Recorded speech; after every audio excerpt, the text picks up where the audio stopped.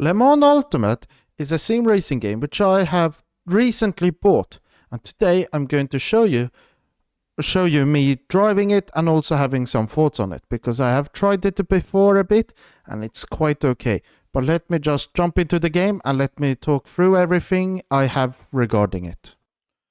So here we have come into the start of it, and I feel like the actual game and the UI is actually quite cool.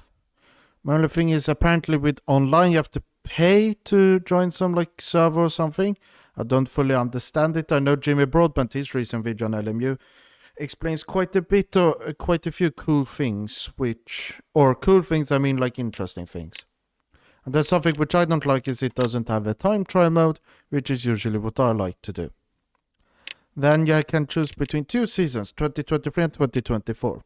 Big difference is that for 2024 you have to pay quite a bit, and I will show the price a bit later on.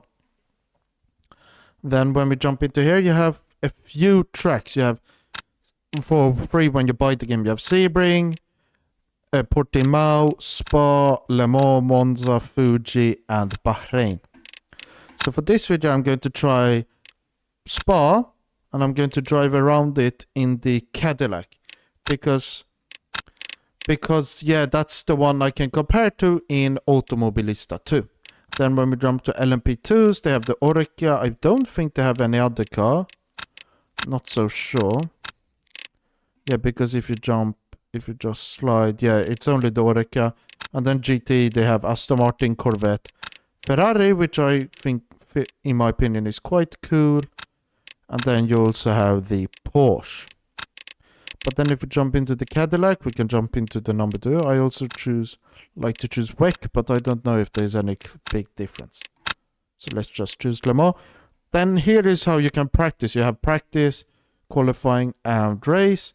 You can just have a simple practice session, no cars, 1 hour.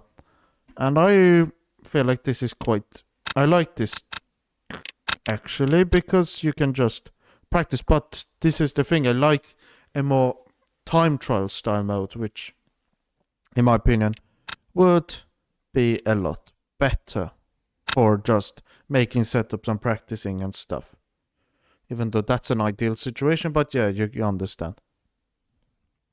So now whilst it's loading, I can just talk about the graphics. Here in the picture look quite cool, but when driving, yeah, they're not the best. It's not the most optimized when comparing to Automobilista 2. And here we jump into the car. And something which this has, which Automobilista 2 doesn't have, if I can just remember the button, is... Okay, so it's not that one.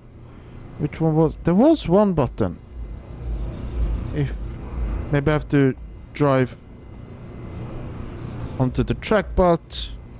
now I understand. My wheel isn't on. So let me just turn on my wheel and let me get back to you. Okay, so my wheel is online, and then we can talk about the data in the bottom left. So there, if we just discuss it, so there. And you can see here timing, tires, they have all of the cool information. They have this in kilo Pascal, whilst the other one is in bar, which I feel like it might be a bit better in bar, but I don't know how realistic those are. And then, oh yeah, also this is weird. And then if we check here, they have the traction control, TC, power cut, and slip angle, which in AMS2 you only have TC7. You can only choose that. You can't choose the cut and at what slip it activates. The ARBs, I don't know if you can adjust in Automobilista 2 when driving. You have the brake pads, obviously brake migration, which I've nagged them for to add, which hopefully they add now that they've had a proper proper brake by wire. You have the motor map, regen level, which aren't adjustable as I understand it, and target lap. So these are cool things. God, not that. I always forget this. So then if we go like that, you have the virtual energy and tires and stuff. But there was one thing I wanted to... Yeah, here. When you look at the actual brakes, the brakes and the tires seem to be too cold. Because if you look... I don't know if it has like air water temp somewhere. But if we return to garage... Yeah, here. It's 11 degrees. So then it's understandable how the why the temperatures are like they are. But 11 degrees seems a bit too low as an ambient temperature in my opinion. But let me just move like that you can listen to as the start up.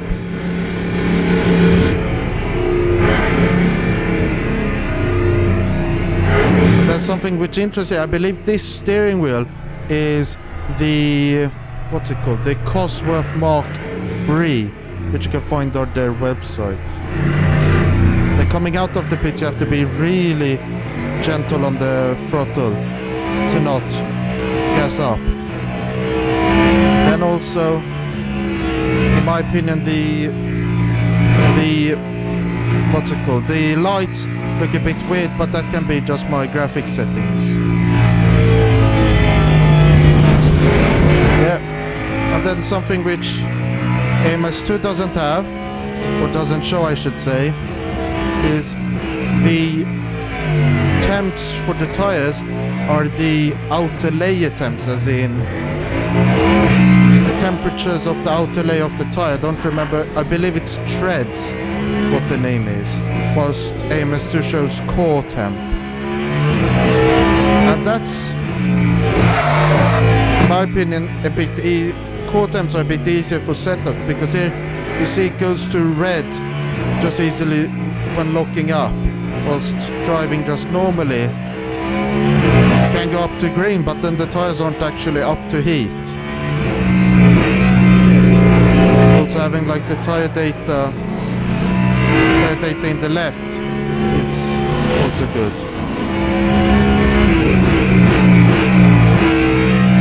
Now when we're just talking about the driving, the FFP when coming out isn't the best because you can't feel the lockups or anything. Then I remember I've talked to some guys who have played LMU a lot more than I have, and one of them said, oh, the force feedback actually improves when you're driving, when the tires get hotter. But in my opinion, after driving LMU for a little bit, the FFP doesn't actually get better in terms of feeling the slip and stuff.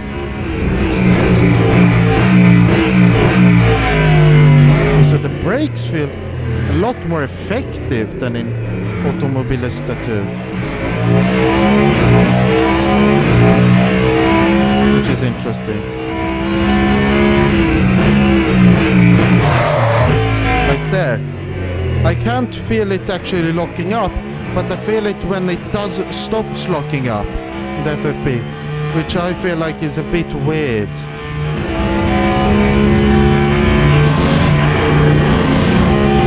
And here you can take flat. And then the sounds and everything I can't really comment on because I don't know how realistic they are. But the detail and everything looks actually quite good. It's only maybe not the most optimized game, because we have to remember this is the RF2 engine, and I have had issues with the RF2 performance before when comparing it to like Automobilista 2.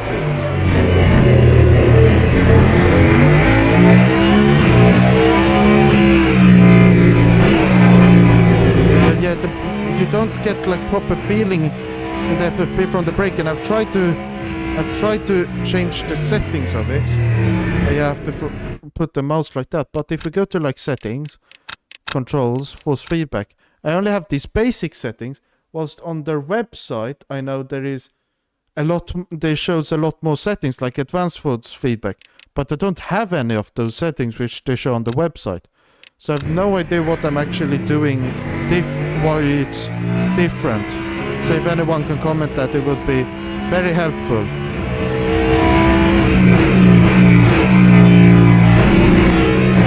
And also I don't know if we have any data on what the tires should be, what temps they should be, because that could be very useful for setting up the tires.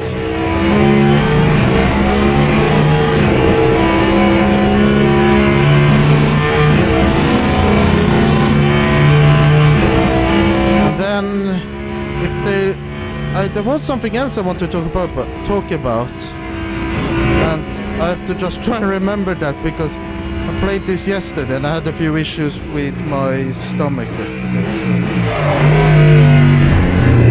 But the actual feeling of the cars is quite good, and that makes me remember, if you just go like this into stop and then just engage the clutch, you just can engage the clutch, that the traction control seems really powerful when compared to like Automobilista 2, because here you get like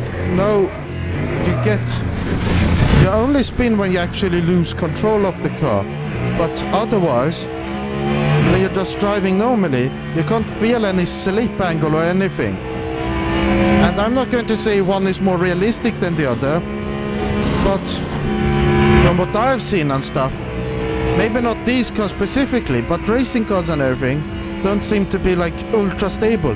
So, a bit like race room, because there the tires just seem like they have no slip until you actually lose control of them. You're like there. You only felt the slip when losing control. Can also be a bit of a placebo effect with the audio, but I feel like there's a lot more play at the edge of grip in terms of slip angle in Automobilista 2 compared to R-Factor 2, or LMU I should say. I'm just going to say I'm no expert on these things. This is mere opinions on the physics, and I'm not saying one is more realistic than the other, because this might be more realistic. I'm just saying from what my understanding is and how they compare to each other. Then iRacing obviously is on the other end of the spectrum in terms of grip and everything, but that I feel like is partially due to the force feedback onto why it doesn't feel like it. But then just otherwise I can see having fun in this game, but it lacks certain features, like I said, time trial, then multiplayer. I don't know if it costs or anything. If I recall correctly, if you're just going to have a normal race, it doesn't cost anything. But if you want to have like a competitive race, you have to pay. I don't remember the sum was, but Jamie Broadbent brings it up in his video. I think it was like 40 euros, 4 euros a year or something. No, 40 euros a year or something. I think it was. It was a lot of money. Then maybe I should exit this, because I feel like I've talked enough about the actual LMU, because it is fun but has its issues. But let me just go to the price, and that's where some interesting things begin. So if we just look here, it's at an early access game, but the price, original price, well, the first price was 30 euros, now it's 35 euros. And for the game what it has, it feels a bit too much in my opinion. And we obviously know the state of motorsport games, but yeah, that seems a bit too expensive. Yeah, like here, the season pass is 47 euros.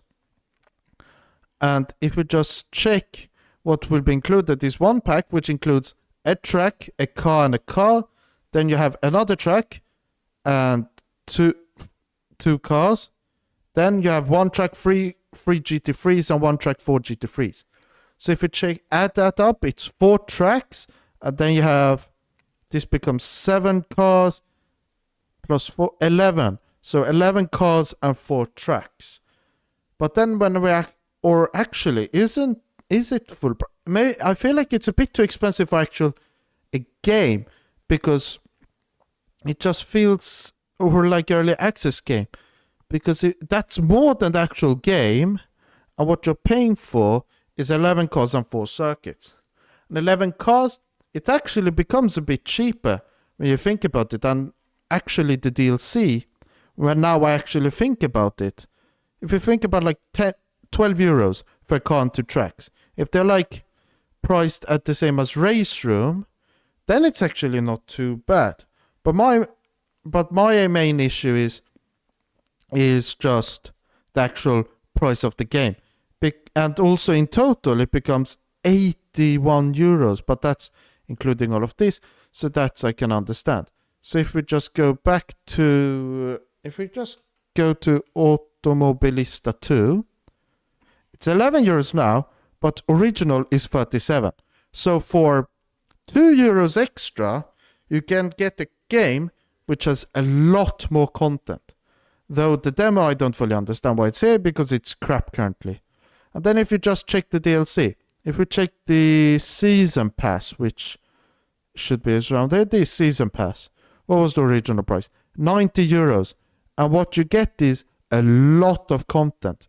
So you get a Hockenheim pack, which includes basically 4 versions of a track.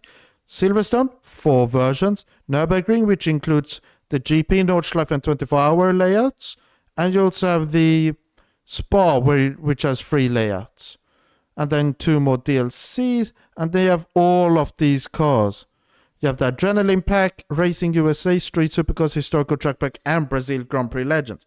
So basically, you get a lot more content for 90 euros. And I know it's obviously more than the game, but if you compare it to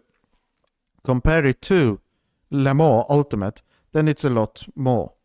And if we check here, 13 euros, you get 3 tracks and how many cars? You get 1, 2, 3, 4. So the cars are roughly the same, but you get 3 circuits for roughly the same price.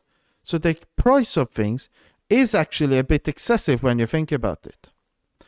When you compare it to Automobilista 2, that is. If you compare it to ice racing, then it's actually not that bad. But if I just open the motorsport game stock, you can clearly see how the price is very low. If it gets under $1, then it's actually a bit bad, because then they can actually get removed from Nasdaq.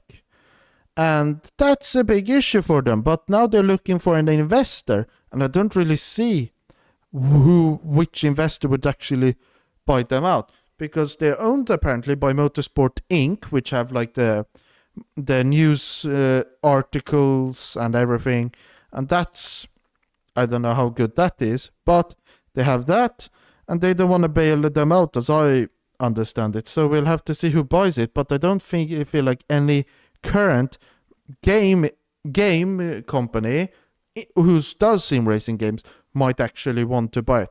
Maybe EA, to just get another thing under their belt now that they own Codemasters, and then you have, I don't know who else wants to buy it. I heard some guy who thought, Razer might buy it. But Razer, they are focusing on their thing. And also, their team is not that big comparatively if you're thinking about actual games. Because, I don't know, if we just open the forum, we can check actually how many employees they have. So if we just check here, members, and then go to staff members, you see here, their list 1, 2, 3, 4, 5, 6, 7, 8, 9, 10, 11, 12, 13, 14. And I believe there are a few more which aren't shown here. So like 20, let's say 20 employees. And in general, from what I understand, because I'm no expert on the games industry, as I understand it, that's quite a small team. So if we just think about it, to buy this game and then having to work on it in a different game engine, I don't see the possibility. I can see the possibility of Motorsport Games having to sell the license, but yeah, I just feel like this whole situation is a bit weird with them. So final thoughts, I feel like it is quite a good game. You can have fun with it. Has quite a few caveats. Some things are a bit too expensive, but in general, I feel like it's quite good. The AI I can't really comment on, but I think it's good. I think I've heard good things about it. Multiplayer, I've heard okay-ish things about it. I feel like Jimmy Broadbent's latest video on Le Mans Ultimate sums up a lot of things in Le Mans Ultimate. So, my question to you is, what do you think? Do you have any other opinions? Do you disagree with me? Do you agree with me? Comment down below. Once you're done there, please hit the like button and also subscribe. My next video, we'll have to see what it's on, because I have written a to-do list here, and I have a GT3 setups tips video, but I can also make, if a lot of people want it, or just in general, I can also make a guide to how to make liveries using GIMP in Automobilista too, because I haven't seen really any of those a video on it, and it was quite hard for me to figure out everything. So I feel like I might do that. But if there are any videos, obviously comment them down below. But until then, I've been Racing Legend, you've been my amazing viewers. Thank you for watching. Goodbye!